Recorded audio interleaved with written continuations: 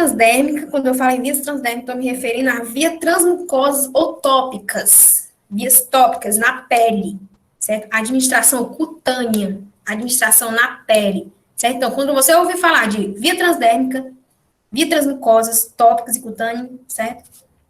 É a mesma forma farmacêutica, desculpa, é a mesma via de administração. Então, elas são utilizadas normalmente para a obtenção de efeitos terapêuticos não sistêmicos. E o que é isso, não sistêmicos? Significa dizer que não é na circulação sanguínea. Não sistêmicos, que não é na circulação sanguínea. Pelo contrário, são efeitos terapêuticos localizados. Local, naquele específico local da pele. Né? Então, vias transmucosas, vias tópicas, transdérmicas e cutâneas, não são efeitos terapêuticos não sistêmicos, são efeitos localizados. Então, é uma via, gente, que ela é utilizada apenas para fármacos que não causam danos ao tecido, certo? As vias tópicas não podem causar dano ao tecido onde vai ser aplicado. Porque, assim, se essa substância, que ela é via tópica, se causar alguma irritação na pele, se ela causar alguma dor, se ela causar descamação ou até necrose, já descarta. Não vai ser utilizado como via tópica. Tem que descartar. Então, assim, não é todos os fármacos que possuem essa via como opção de uso, não é todos. Tem uns que não tem como ser via tópica, porque pode causar irritação, certo? Então, assim, na administração transdérmica, certo? Ou administração tópica, o fármaco, ele é incorporado, isso aqui é apenas um exemplo, certo? Na administração transdérmica, o fármaco ele é incorporado a uma embalagem presa com uma fita adesiva a uma área de pele fina, como, por exemplo, salompas. Era para me ter trazido a imagem das salompas, eu esqueci, gente. As salompas, ela é uma fita adesiva, o medicamento está na fita adesiva, que é colocado muitas vezes, o pessoal compra para torcicolo, para dor nas costas, aí tem ela de vários tamanhos, tem um tamanhozinho pequeno, maior, médio. Então, salompas, né, são fitas adesivas que é colocado na pele fina. E existem também outras formas farmacêuticas na via tópica, que é os cremes, as loções e as pomadas, eles são exemplos de formas farmacêuticas, né, de fármacos para uso tópico, tá bom? Então, os alvos para as drogas aplicadas à pele, pelos seus efeitos, e são locais, como eu já falei, são locais e são na superfície da pele, na derme e nos seus anexos. O que significa isso, anexo da pele? Né, anexo da derme? Os anexos, quando eu falo de anexo, significa as unhas, certo? As unhas fazem parte, né, da via tópica. As glândulas sudoríparas, né, que faz parte da pele também, que é onde está o suor, as glândulas sebáceas e os folículos pilosos. Então, tudo isso faz parte da via tópica, né? Todos esses componentes. Então, assim, um exemplo de droga usada pelos seus efeitos tópicos na superfície é o óxido de zinco, certo? O óxido de zinco, o enxofre, eles são na via tópica.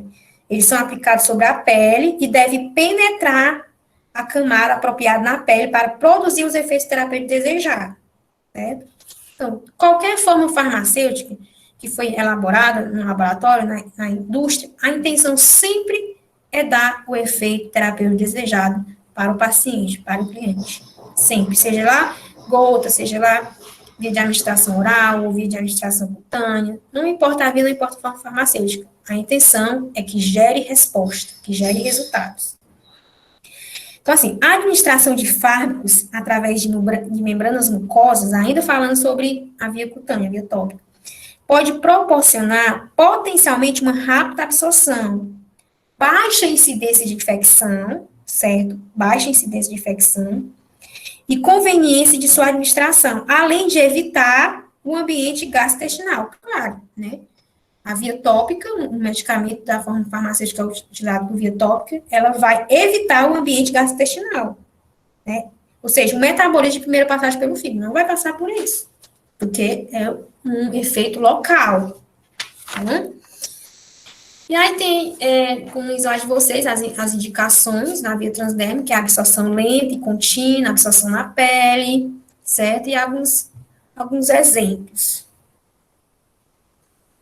Agora, nós vamos focar aqui na via parenteral. Certo? Até agora, nós vimos a via enteral, que é a oral e a sublingual.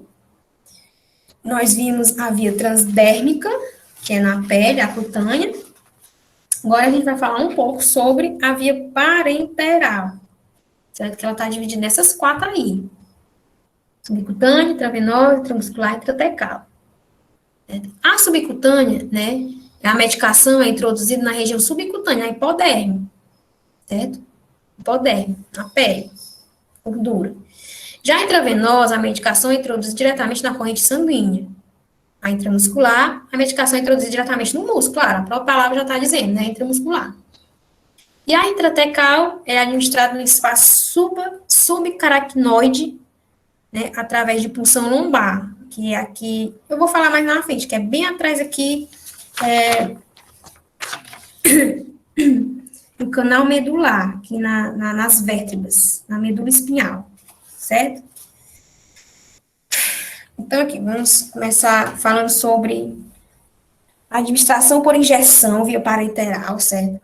Ela entende-se por todas as vias de administração que exige que se pratique uma abertura na pele. Quando se fala em via parenteral, a gente já lembra de abertura na pele, certo? Via parenteral, abertura na pele, ou nas mucosas para atingir os tecidos.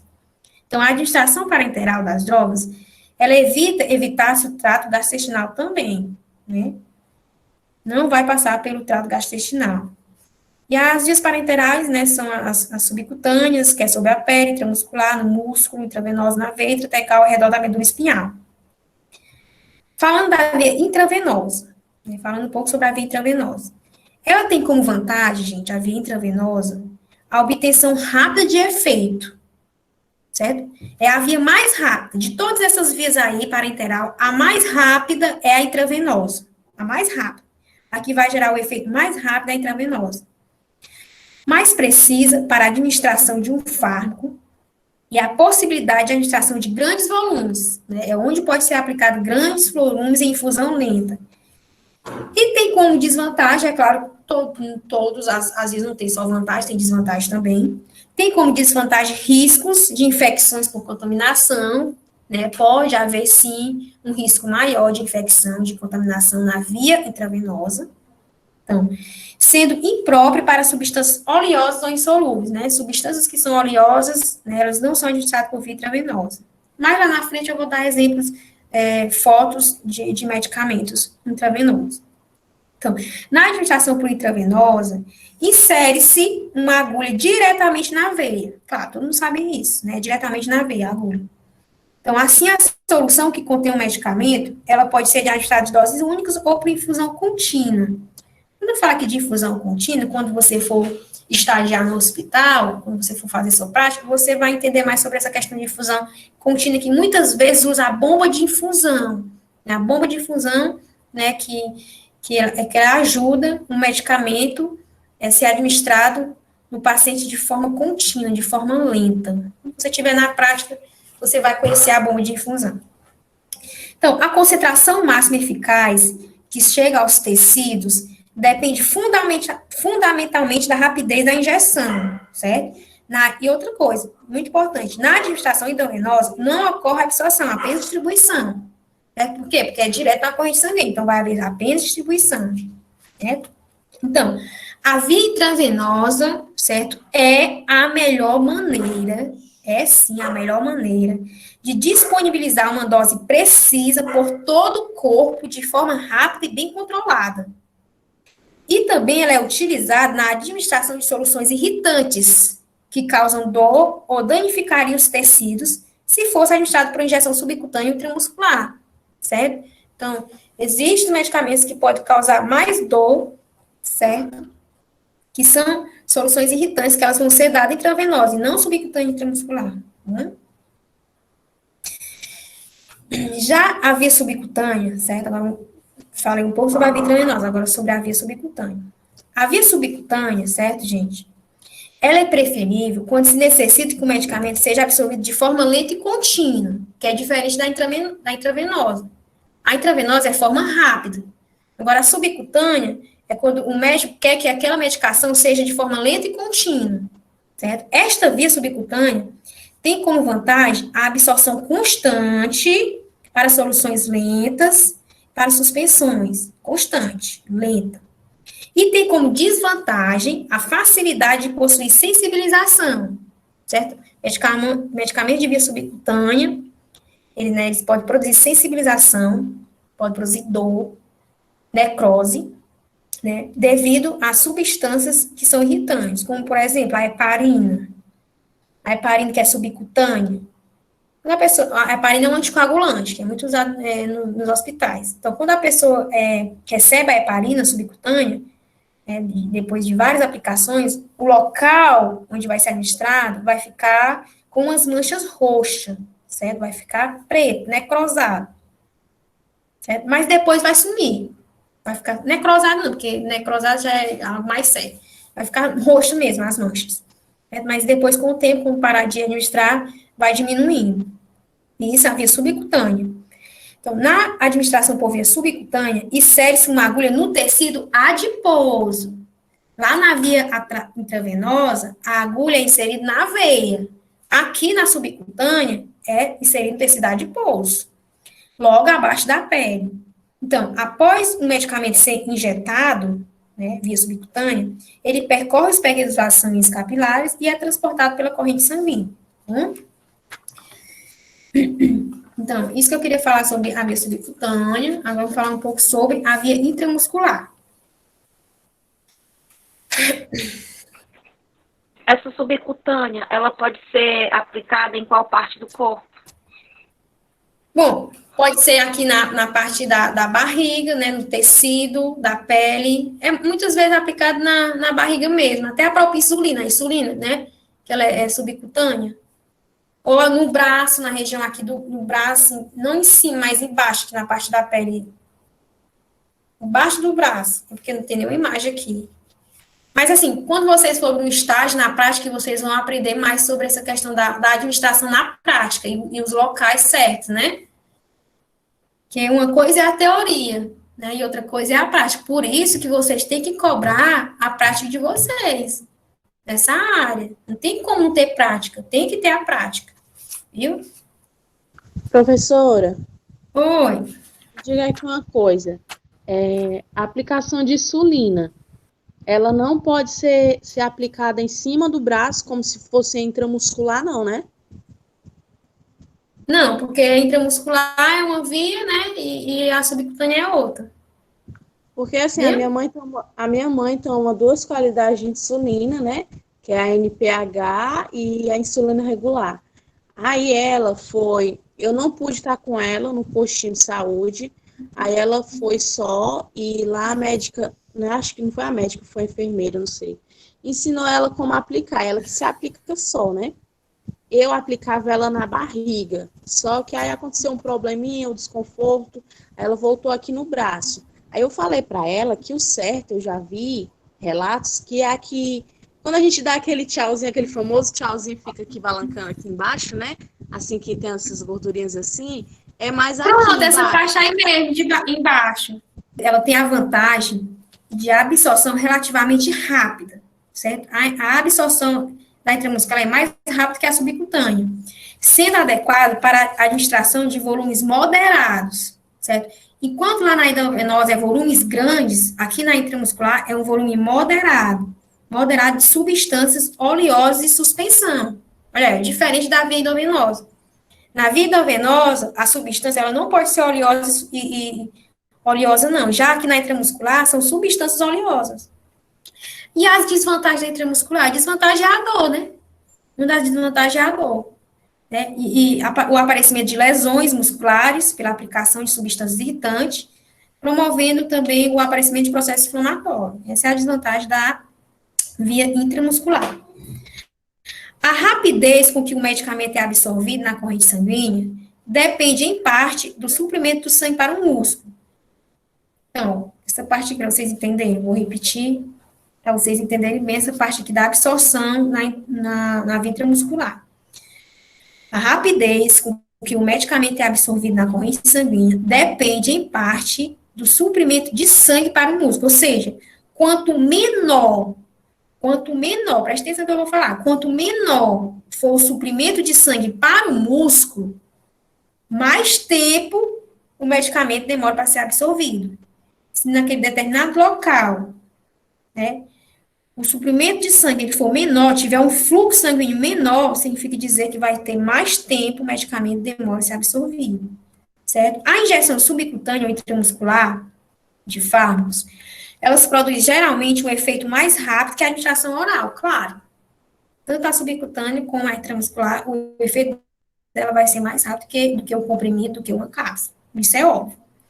Mas a taxa de absorção depende muito do local de injeção e de fatores fisiológicos, especialmente do fluxo sanguíneo local. Então, se o fluxo sanguíneo local daquela aplicação for menor, for um fluxo sanguíneo menor, significa dizer que o tempo de absorção vai ser maior, certo? Outra informação importante, as drogas comumente utilizadas, tanto na via subcutânea como na intramuscular, elas apresentam tamanho molecular pequeno, viu, gente? Certo? As substâncias, os medicamentos, elas apresentam tamanho também, não é só de um tamanho só, não, tem vários tamanhos. E o tamanho da molécula da medicação subcutânea e intramuscular é pequena. E, portanto, essas drogas deixam facilmente a circulação por filtração capilar. Após a absorção, o fármaco ele se distribui nos líquidos corporais, podem ser armazenados nos tecidos, metabolizados ou excretados diretamente.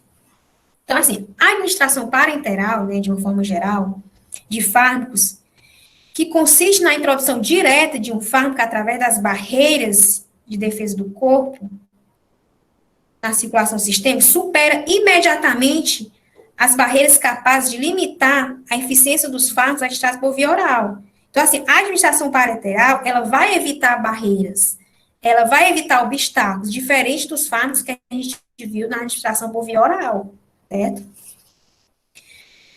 E na administração subcutânea de um fármaco no tecido adiposo, aqui é sobre a vascularização, que também é importante, uma diferença pequena uma diferença importante sobre a questão da subcutânea e intramuscular, certo? A administração subcutânea de um fármaco no tecido adiposo pouco vascularizado, certo? Pouco vascularizado, ou seja, pouco fluxo sanguíneo, resulta em início de ação mais lento no subcutâneo, início de ação mais lenta, do que a sua injeção em espaços intramusculares, né? Bem vascularizado. Então, a administração subcutânea, tecido adiposo pouco vascularizado, ou seja, início de ação mais lenta. A administração intramuscular, o tecido, ele vai ser mais vascularizado, ele vai ter mais fluxo sanguíneo, então o início de ação é mais rápido, entenderam? Administração subcutânea, tecido adiposo pouco vascularizado. A administração intramuscular é um tecido bem vascularizado. A administração subcutânea, o início da ação é mais lenta, e já na intramuscular é mais rápido. E aí eu trouxe essas imagens nos slides de alguns medicamentos em ampolas, certo? A dipirona injetável, a bromoprida, certo? Aqui embaixo, da corzinha laranja, que chama de ácido ascórbico, é a mesma vitamina C, certo? Ácido ascórbico é a mesma vitamina C, injetável. Então, vocês podem ver, não sei se dá para vocês enxergarem, mas bem na ampola, assim, do lado, diz qual é a via de administração. Na dipirona, bem aqui em cima, do lado esquerdo, a dipirona, ela é tanto via intramuscular como intravenosa. A bromoprida também, certo? É tanto intramuscular como intravenosa. Gente, o IM, quando fala IM, significa intramuscular. IV, intravenosa, certo? Então, dipirona, bromoprida, são as mesmas vias de administração. O ácido ascórbico, que é a vitamina C, também é intramuscular e intravenosa. Então, assim, a maioria, quando você for estagiar, certo? Vocês prestem atenção também nas ampolas, dê uma olhada nas ampolas, no medicamento. Tenha curiosidade de perguntar, pergunte o enfermeiro, pergunte o médico, pergunte o técnico de enfermagem que está lá com mais experiência, né, sobre a questão dos medicamentos também, se é IV, se é IM. Então, a maioria, né, de uso hospitalar, eles são os dois, intramuscular e intravenosa. E aqui do lado direito, a gente tem sobre o Buscopan simples, certo? Butilprometo de escopolamina, Buscopan simples, a ampola do Buscopan simples. Certo?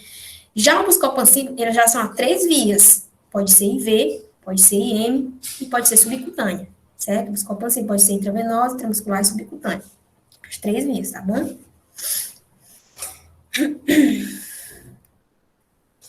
E aí, gente, para terminar essa parte aqui da via parenteral, tem a via intratecal, bem rapidinho falando sobre a via intratecal, certo?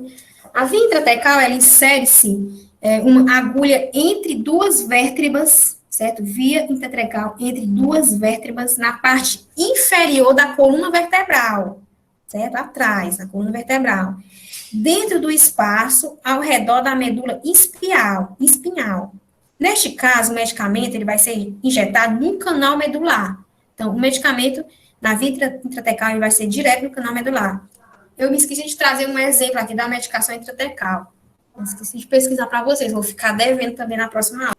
Deixa eu ver qual outro slide. Não, outro slide não é agora.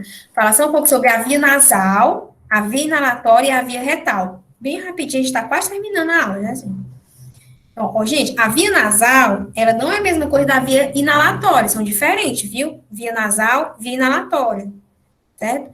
Vou explicar aqui para vocês a diferença. Via nasal. Caso um medicamento, ele deva ser inalado e absorvido através da fina membrana mucosa que reveste as fossas nasais, então, quando eu falo em via nasal, eu estou se referindo à inalação por fossas nasais, no nariz. Então, ele precisa ser transformado em pequenas gotículas, certo? Que a gente chama de atomizado, medicamento atomizado, pequenas gotículas. Então, uma vez absorvido o medicamento por via nasal, o medicamento entra na corrente sanguínea. E um exemplo desse é o rinossoro. O rinossoro, ele é o cloreto de sódio, que é colocado diretamente no nariz, quando o nariz está entupido, né? Descongestionante, o nariz. Então, o rinossoro é um exemplo de via nasal, vai direto nas fossas nasais.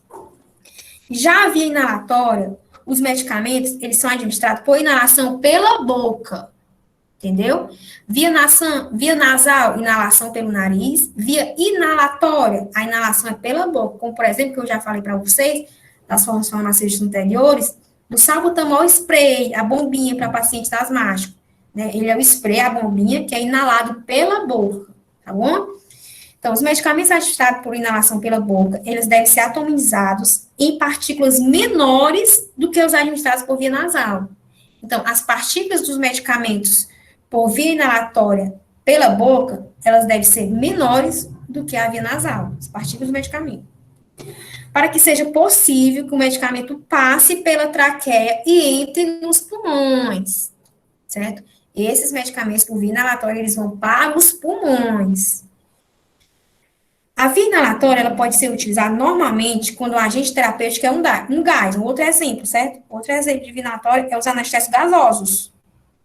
E esses anestésicos gasosos, que são formados de gás, eles são rapidamente absorvidos na circulação, né, através do epitélio alveolar. Esse epitélio alveolar, ele faz parte do pulmão também, dos pulmões, né? Então, isso é o que eu queria falar para vocês sobre a questão da via. Só essa diferença da via nasal para a via inalatória. A via nasal é inalado relacionada às fossas nasais, ao nariz, e já a via inalatória é a inalação pela boca, que o medicamento ele passa pelos pulmões. E para finalizar aqui, a última via, certo, é a via retal, tá bom? Administração por via retal. Professora. A absorção do medicamento via retal, ela é rápida, né? Uma vez que o revestimento do reto, ele é fino e a irrigação sanguínea é abundante, né? No reto, né, também há uma irrigação sanguínea abundante, por isso que a absorção é rápida.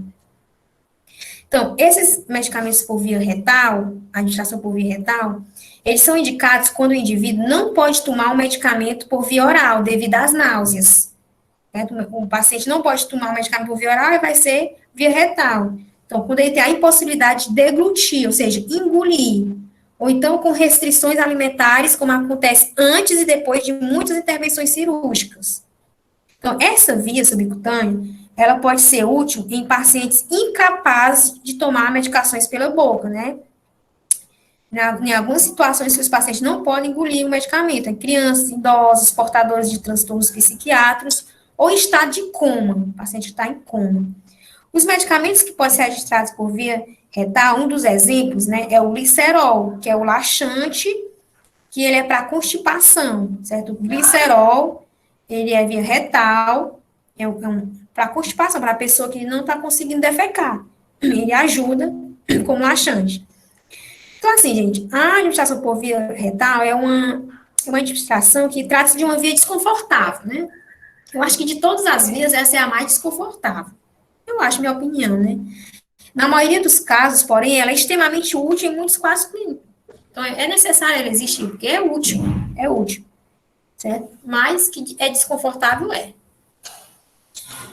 Agora, só para terminar aqui, tem esses slides que eu coloquei. Então, o quadro abaixo, ele resume as principais vias de administração de fármaco e as suas respectivas formas farmacêuticas. Certo? Nós temos a via de administração e as formas farmacêuticas. Via oral, aí nós temos as formas farmacêuticas, comprimido, cápsulas, pastilhas, drágeas, pós, xaropes, gotas, suspensões. Via sublingual, os comprimidos sublinguais. Via parenteral, as soluções e as suspensões injetáveis. A via cutânea, nós temos as soluções tópicas, cremes, adesivos, pomadas. A via nasal, nós temos os sprays, as gotas nasais. A via oftálmica, né? A gente tem os colírios. A via auricular tem as gotas, que colocam diretamente no ouvido. Tem também as pomadas, que colocam diretamente no ouvido. Tem a via pulmonar, que são as bombinhas, aerosol. Aí tem também a via vaginal, que são os comprimidos vaginais, que são em forma de óvulos, que eu fiquei de trazer para vocês na próxima aula, certo? Uma das dúvidas. E a via retal, que são os supositórios. E aí, gente, que eu trouxe para vocês, esse slide, apenas um exemplo sobre erro. Isso foi acontecer em 2010, foi um erro de via de administração, foi um erro de forma farmacêutica. Não sei se vocês se lembram dessa notícia, certo? Morte de menina por vaselina na veia, pode mudar o procedimento de hospital. A Santa Casa de São Paulo deve usar rótulos ou até vidros diferentes para que o erro fatal não volte a ocorrer. O Conselho Regional de Enfermagem revelou que o número de erros de enfermeiros está aumentando. Então, assim, a enfermagem é uma profissão de risco. Qualquer deslize, né, qualquer falta de atenção pode ocorrer um erro fatal. Então, aí, a vaselina, eu não estou lembrada, eu acho que creio que foi alguma técnica de enfermagem mesmo. Então, a vaselina, que é uma via tópica, que muitas vezes é utilizada também para queimadura na pele. Então, uma vaselina que era para ter sido uma via tópica foi usada na veia, que existe a vaselina líquida e existe a vaselina sólida, certo? Então, aqui, né, a profissional usou uma vaselina que deveria ser usada na pele, usou na veia. Então, morte na hora, morte fatal na hora dessa menina. Isso foi em 2010. Isso aqui é apenas um dos exemplos, porque existem vários outros notícias que a gente viu de erros de via de administração e de formas farmacêuticas, tá bom? Então, assim, a enfermagem, né? Profissional não apenas cumpridor de tarefas. Você não tem que ser um técnico de enfermagem só de cumprir tarefa, não. Você tem que ter, né, se tornar um profissional, né? Temos que tornar uma barreira crítica, tem que ajudar nas barreiras críticas, através do conhecimento farmacológico das drogas, seus riscos e a proximidade constante ao paciente. Por isso que eu digo para você, né, que vocês sempre buscam mais conhecimento, né, para vocês serem os profissionais melhores a cada dia, e com cuidado, com responsabilidade, né. Você estiver na sua prática, no seu estado, né, fazer todas as coisas com a maior atenção, esquecer o WhatsApp, esquecer o celular, né, com a maior atenção para aprender, para diminuir os riscos, diminuir os erros, certo? Quando você estiver realmente sendo um profissional técnico de enfermagem, né?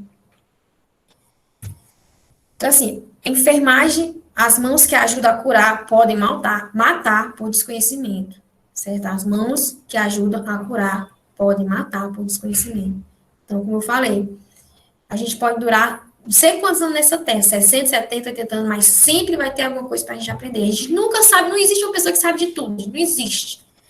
Sempre vai ter alguma dúvida, sempre vai ter alguma coisa para pesquisar. Até como eu digo aqui para vocês, vai ter